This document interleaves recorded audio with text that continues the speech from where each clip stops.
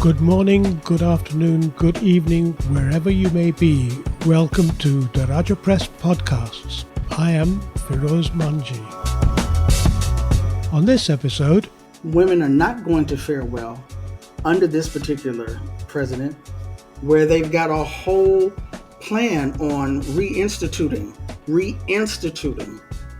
basically white supremacist patriarchy. We're rising to the crises, but the crises are going to continue to happen. They're going to continue to come. They're going to be longer term. And that's where we've got to step up our organizing. We speak with Thandisizwe Chimurenga about the implications for Black women's movement of the new Trump regime. Welcome to our show. This is our 150th podcast. So I hope we'll keep up the standard that we have become used to. Today we're going to be discussing the implications for the Black women's movement of the new Trump regime. A society born of white supremacy and patriarchy must, by definition, ignore the voices of Black women. We know that, unfortunately, such an attitude will also naturally seep into every aspect of society. With the ascent of the Trump regime, and a whole range of policies and practices are being implemented, and more to be planned on both the US domestic scene as well as on the international scene. I'm really pleased to have Thandisizwe Chimurenga join us. She's an award-winning Los Angeles-based freelance journalist and writer. She's a former reporter, producer, and co-anchor of the Free Speech Radio News, as well as of KPFK Evening News, Pacifica-Los Angeles. She describes herself as a new African revolutionary nationalist, a longtime activist and independent grassroots journalist and author based in South Central Los Angeles. Thandisizwe is the creator, host, and producer of Rootwork, Getting Down to the Roots, a broadcast of interviews, news, and analysis of people, ideas, concepts, and events that aim to dig deeper than mainstream colonial media. Currently airing on KPFK 90.7 FM, and the Black Liberation Media platform. She has edited a couple of volumes published by Daraja Press titled Some of Us Are Brave. Volume 1 contains interviews under the headings The Shoulders on Which We Stand, Black Lives Have Always Mattered, and Volume 2 covers Black women's health, Brothers on Sisters, and Sisters in Struggle. So a very, very warm welcome to you, Thandisizwe.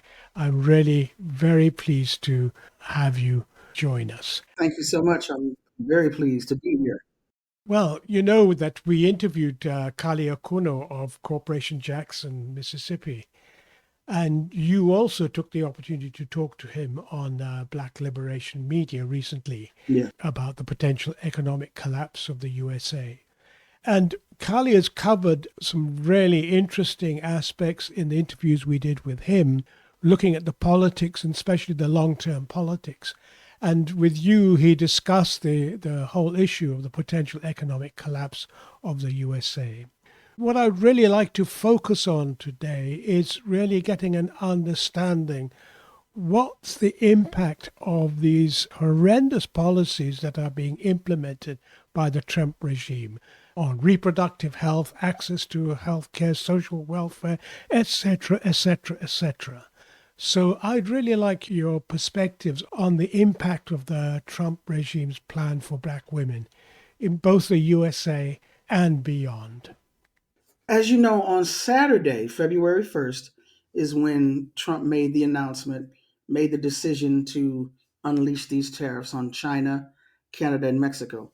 By Monday afternoon, February 3rd, he had announced a temporary pause in implementing the tariffs on Mexico and Canada. He as yet has not announced any type of pause against the tariffs on China, and we think, of course, that is deliberate. However, should these tariffs go through on March 1st, it is going to be very damaging in terms of consumer prices for the goods that people need in terms of pharmaceuticals, for example. Food is going to be more expensive. Mexico is the largest trading partner with the US in terms of produce and fruit. But again, those tariffs have been paused with Mexico and with Canada temporarily. Either way we look, this is going to be a problem. It's a problem in terms of possible price rising, but it's also a problem in terms of if economic collapse comes to the United States, Black women are going to be hit hardest in terms of our location within the US workforce. Many of our households are headed by Black women. We are approximately, I believe, 6%, according to the Bureau of Labor Statistics, approximately 6% of the US labor force, even though we are not 6% of the US population. It appears that we only, quote unquote, only account for 6% of the US labor force. But when you look at frontline workers, which we were, quote unquote, reintroduced to after the COVID shutdowns of 2020, the essential workers. When you look at places like Amazon, where people are attempting to unionize the workplace, we are overrepresented in these areas. And again, as I said, we become the primary supports of our families, of our communities, not necessarily the primary breadwinners, but in many instances, the primary breadwinners, but definitely the primary support.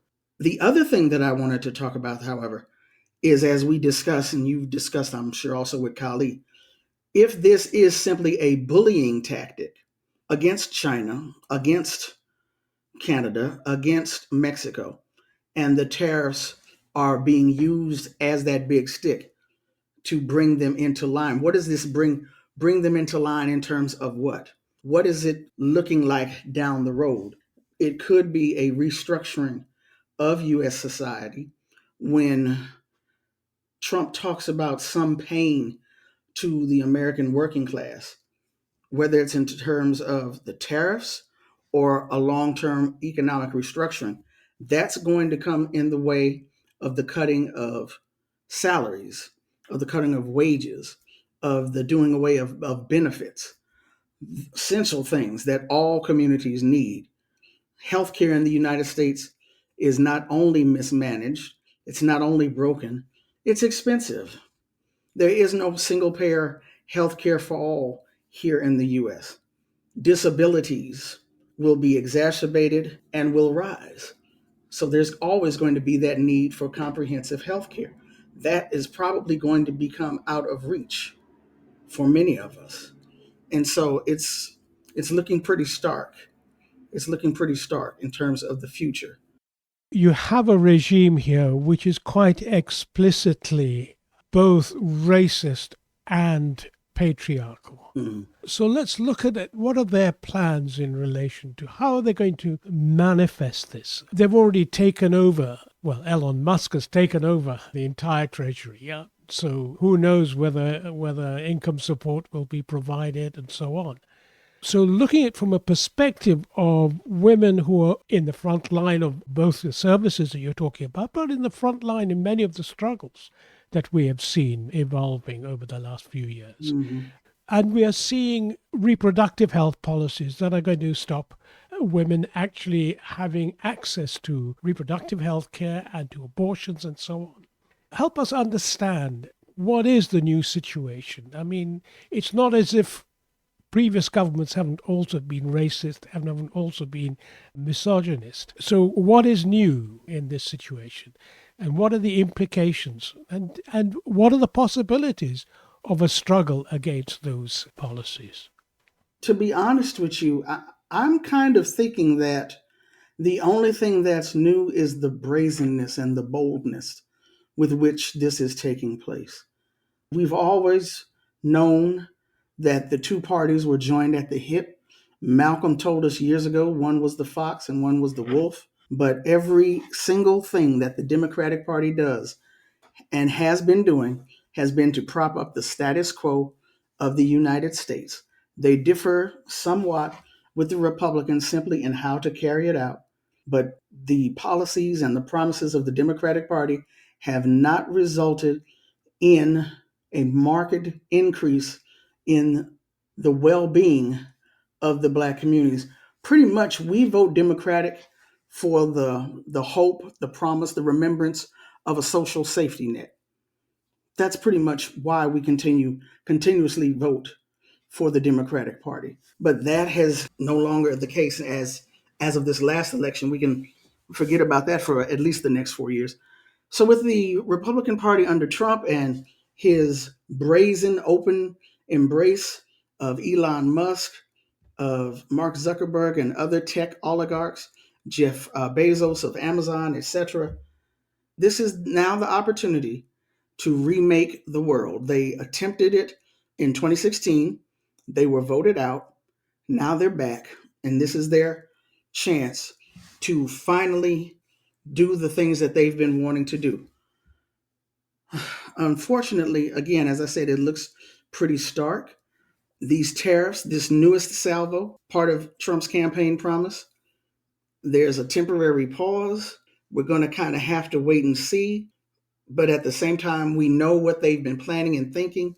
So for us on our end, we have got to step up our organizing. We've got to step up our resistance. Nothing has changed on that front. I think what has happened, what has transpired in the last few days has been a scary reawakening that we've got to get ourselves together. So here in Los Angeles, there's been a tremendous showing of mutual aid, support, and solidarity in communities around these wildfires that have taken place.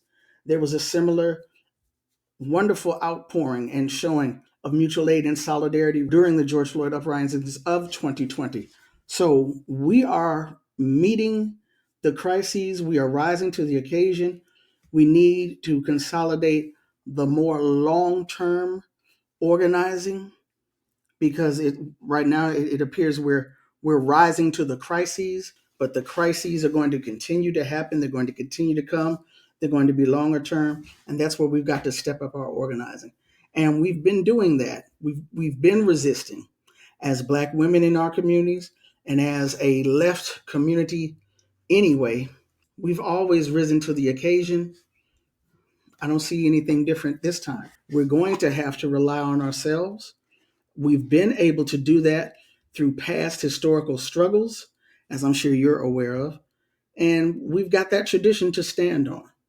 And we've got, so not only that glorious history of resistance, as I said, most recently, mutual aid and support and solidarity in terms of the aftermath of the George Floyd uprisings, and most recently, and that's nationally, globally, here in Los Angeles locally, the aftermath of these fires in the Altadena area, the predominantly Black area of Altadena and Pasadena, the outpouring of solidarity, of mutual aid, of support, of caring and love that's been shown. It's been wonderful.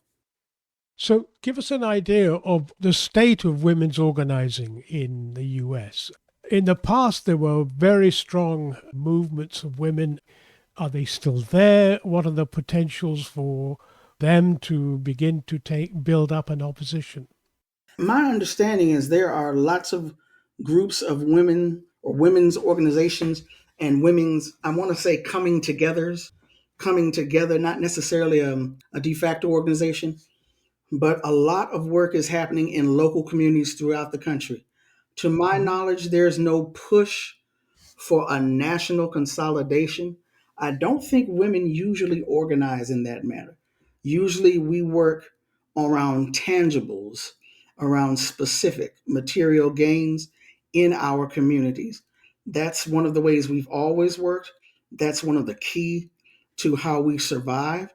And so much chatter, I'll say, took place after Trump won and after Kamala lost. There was a tremendous showing of women showing up to vote for Kamala Harris again, because we believe the Democrats give us a better shot at a social safety net than the Republicans. And then once again, after Trump won, there were many, many Black women across various sectors who felt, I don't know if they should have felt that way, but basically felt betrayed that white women had chosen white supremacy again, as opposed to opposing someone such as a Trump. And women were talking about sitting this out. Black women were saying, We're tired of coming to save the country, get somebody else to do it for us. But the reality is that we're going to save our own communities. We are going to do what we can. And there are lots of women I saw online discussions say, well, we can't sit everything out because these are our families and communities we're talking about. So there are discussions, there's still organizing going on. To my knowledge, again, I don't know of any national convening. And quite frankly, I don't think there needs to be a national convening. We need to quietly organize in our communities to protect our families, our loved ones. Let me go back to your comment about the Democratic elections, the Democratic Party, and so on. Mhm. Recent reports have really emphasized and quite shown that a very large proportion of the reason for the loss by the Democratic Party was because of their stand on genocide in Palestine. We have had genocide Joe Biden just carrying out that genocide, supporting Israel in that horrendous killings, Mhm. and Kamala Harris not distinguishing herself in any way on that probably the most important issue facing the international political scenario today. So help me understand how you saw that positioning of the Democrats and why black women would want to vote for Killer Harris.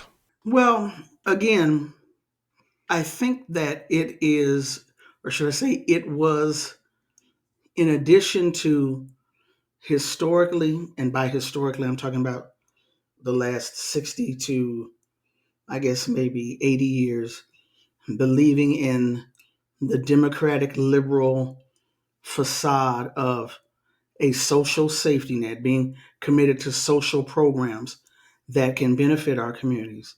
There was also the excitement of being reflected, of feeling that Black women are being reflected by this Black woman.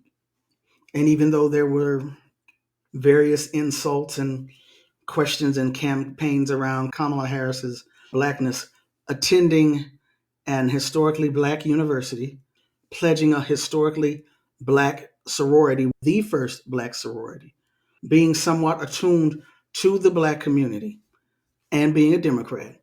A lot of Black women saw themselves in Kamala Harris. A lot of Black women felt represented by Kamala Harris.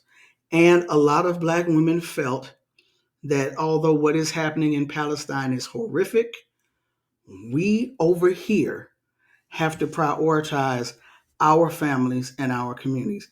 I believe that is the pulse that was out there as of last year up through November. How would you argue with those who would say, well, what America supports happening internationally, they'll bring home? Oh, So, I absolutely agree with that. I was going to say, as you know, Glenn Ford, one of the co-founders of the Black Agenda Report, has always maintained that it is Black people within U.S. that have consistently always been the most politically not only sophisticated, but like the moral center, the consistent moral center within the left, the consistent, stable and moral center within the left politics here in the US. And so it was a real struggle. It was a real split. Many people within the Black community, male and female, were saying, I cannot turn the blind eye to genocide. I cannot be a part of that. I cannot support that. And yes, what the US does abroad not only will affect us here at home, it is an extension of what the US does at home. Therefore, our politics have got to unequivocally state that we are against it. Now, you have also a lot of activists and organizers who were looking at Kamala as something strategic, which was the same thing they said around Joe Biden. We have more wiggle room with a Democrat or with this particular Democrat in the office. I don't know if that's necessarily true. However, that's also neither here nor there because she was not elected. well, the Palestinians don't have much so called wiggle room, None at all. And they were either very, very then clear. or They now. were very clear. This is not theoretical life and death for us. These are our families. Entire families, entire bloodlines have been wiped out. We are sitting out this election. They were very, very clear. You're listening to the Daraja Press podcast. Daraja is the Kiswahili word for bridge. As its name suggests, Daraja Press seeks to build bridges, especially bridges of solidarity between and amongst movements, intellectuals, and those engaged in struggles for a just world. Check out our other episodes, books, and more at darajapress.com. So now let's get back to the show. So let's turn to looking at the specific impact on women that the Trump regime will have. Well, as you know, during his first administration, he was able to get onto the Supreme Court conservative justices who were intent on overturning Roe v. Wade, and they succeeded in that. We have no reason to believe that anything coming down the road, now that Trump is president again, bodes well for women. As you can see, or if your audience has been keeping up, they have already rewritten many of their official documents around trans individuals, adult and children. And even though they state, quote unquote, that they only recognize two sexes, male and female, and they call this under the guise of defending womanhood, women are not going to fare well under this particular president because of his backing by that Project 25, where they've got a whole plan on reinstituting basically white supremacist patriarchy. Because of the concern of the falling birth rate of white families, white individuals in this country, they're doing all that they can to shore that up, which means ensuring that women have babies, that they carry these pregnancies to full term, that they do not terminate them under any circumstance whatsoever. That is part of that whole Project 2025, again, with the attempts to erase trans individuals, with the attempts to criminalize members of the gay and lesbian community. You know, they've even been kicking out service members of the armed forces who are trans. It's probably not far-fetched to think that, you know, under, I believe it was the Clinton regime, don't ask, don't tell. It's not far-fetched to think that they'll be coming after gay and lesbian armed services members. Now, I personally don't have a problem with that, because understanding that the U.S. is an imperialist country, I think personally that the less soldiers they have, the better. However, understanding hegemonic thinking, it does not bode well for the safety of gender nonconforming family members. It does not bode well for them. So again, the entire project around keeping women in line, specifically around reproductive health care, they are doing all that they can to bring that into fruition. First few weeks of the Trump presidency, it's only been 1 month, full speed ahead. You mentioned that the concern about birth rate, and you pointed out that it's the white societies they are concerned about. So what does that mean for black society in the US? What does it mean for African Americans? What does it mean for all those who are considered not American or others? Yeah. It means that your well-being, your life is not a priority. At the bottom line, the very bottom line, the last line on the page, we are not a priority. Are not a priority, or a priority to be got rid of? Well, it is not a priority to save our lives. Is it genocide just yet? Slow genocide. It's not a blatant one as what's being carried out in Palestine. It's a different type of genocide. Yeah. Let's turn to these two really interesting books that you brought together based on interviews and conversations that you had on a program that was called Some of Us Are Brave. Yes. What inspired you to bring together these interviews now? help me understand, because there's some really amazing writings there, what this means for how relevant these perspectives are for what we are facing today. I thought it was a good project to undertake. These are interviews, the majority of them I conducted during my time on the Pacifica radio station. We had a black women's radio show called Some of Us Are Brave, taken after the name of the book But Some of Us Are Brave, edited by Patricia Hill Collins and Barbara Smith. I wanted to document these conversations that I had had with black women, some of them political, touching on the subjects that you and I just discussed, but some of them not political, but important just the same because they give a documenting and they give a glimpse and they paint a picture of black women's concerns, black women's experiences, and also black women's analyses. And it is hoped that this contribution to the documenting of black women can provide within its pages glimpses to go into a roadmap to guide us through times such as this. Are there any particular ones that you would want to highlight today? Well, I always look at the piece by Asada Shakur, where she's talking about her time in the movement, her experiences with sexism in the movement. I believe that the interview with Carol Boyce Davies talking about her book on Claudia Jones, Left of Marx.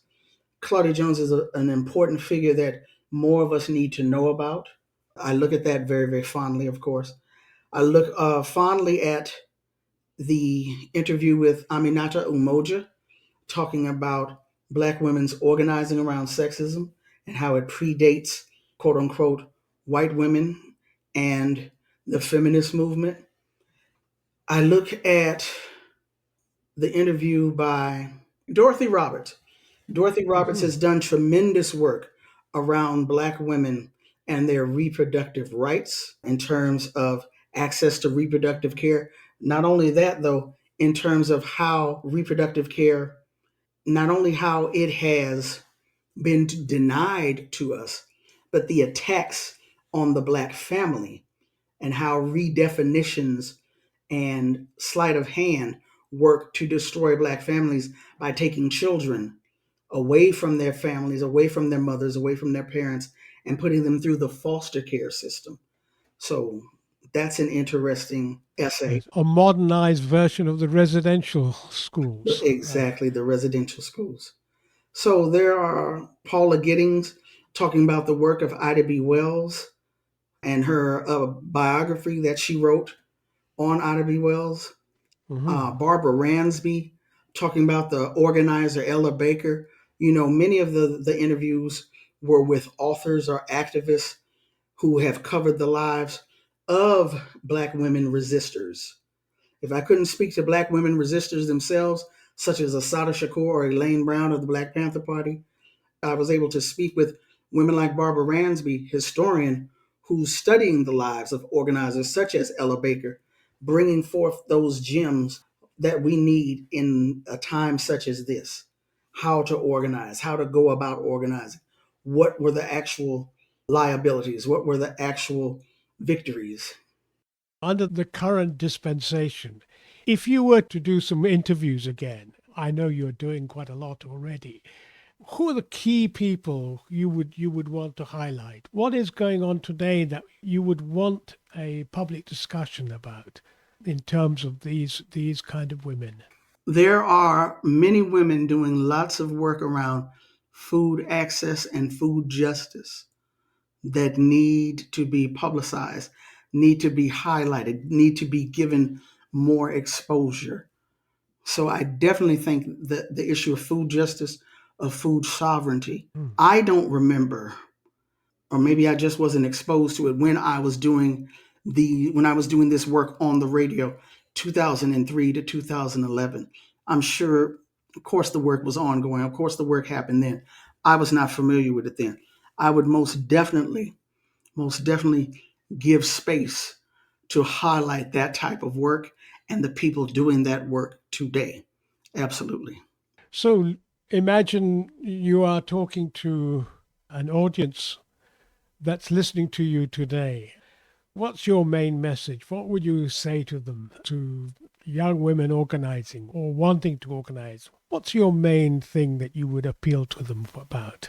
That they keep the faith, take care of themselves, and continue to organize and do the work. This was a documenting that Black women have been here. This is what we thought. This is what we experienced. This is what we did. I'm not an organizer, but I consider myself to be an activist. I actually came into journalism and media via activism because I saw how our story was being distorted or how the media got our stories wrong. So I chronicle and document at this point in my life. But the activism must go on, the work must go on. And as we say, quoting Asada Shakur, we must love and protect one another. So that would be my message, to keep doing the work, link with others when and where you can, but keep doing the work. And when you look back at history, I know this is going to sound trite, it's going to sound cliche-ish, but one of the reasons why a cliche is because it resonates, because it has an air of truth. But when you look at the history, we've come through dark times before. Marcus Garvey once said, we can do great things because we have done great things, right? We've come through dark times before. Yes, we've lost people. Yes, people have been hurt, but we have come through before. We will be able to come through again. As long as we continue to have that belief and keep moving forward, keep doing the work, we will continue to be here, I believe. Finally, can you say a little bit about what kind of solidarity links are being made between the women of Palestine and the women of the black movements and the African American peoples in the USA? So, as part of my show, Rootwork, I was able to interview representatives of the Palestinian Feminist Collective. And so these are women who are located throughout the U.S., adjacent to and within our communities, fighting for the liberation of Palestine. Other women from other organizations, for example, Filipino women who are involved in Filipino women's struggles. There are conversations happening at various levels throughout the country between Black women and other women of color. Organizing that is happening in our respective communities as Black women, as Palestinian women, as Filipino women, understanding the threat that a Trump presidency and, quite frankly, United States imperialism poses for all of us. So those conversations are happening and they are ongoing. Will this be something that you'll document and bring together as another collection? Maybe. Well, tell us the origins of your name. I mean, Thandisizwe and Chimurenga are both Zimbabwean names. Shona and Zulu, actually. Yeah, yeah. So I want to do, I'm not sure if I'm going to do a book on that, but I am working on a presentation for my show, Rootwork, which talks about the movement of Black people in this country, African Americans, to recapture our African ancestry, from wearing our hair in natural styles to the adoption of African attire, the utilization of African dance and drum, to naming ourselves with African names. So I chose my name in 1989. Thandisizwe, she who loves her people, Zulu from South Africa, and Chimurenga from the Shona people of Zimbabwe. I've been given three definitions, three translations of Chimurenga, and I appreciate them all. National liberation, uprising against white rule, that's my favorite one, or free the land. Yeah. Well, there's a very important magazine in Zimbabwe called Chimurenga. Yes, I've seen that. You're in good company then. Well, thanks very much for sparing time to meet with us. So just a warm thanks to you, Thandisizwe, and I Thank look you. forward to further interactions with you. Thank you so much, Rose, for having me on the show.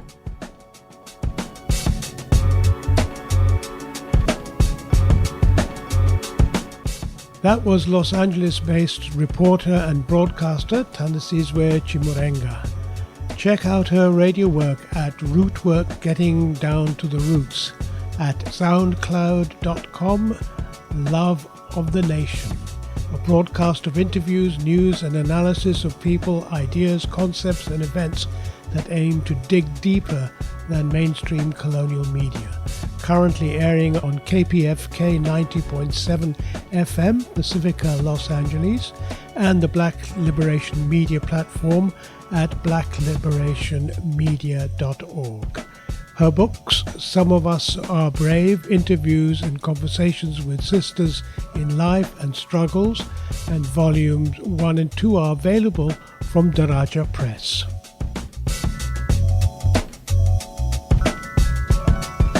The Daraja Press podcast is produced by me, Feroz Manji, and Pierre Loisel. The music is by Sebene Manji.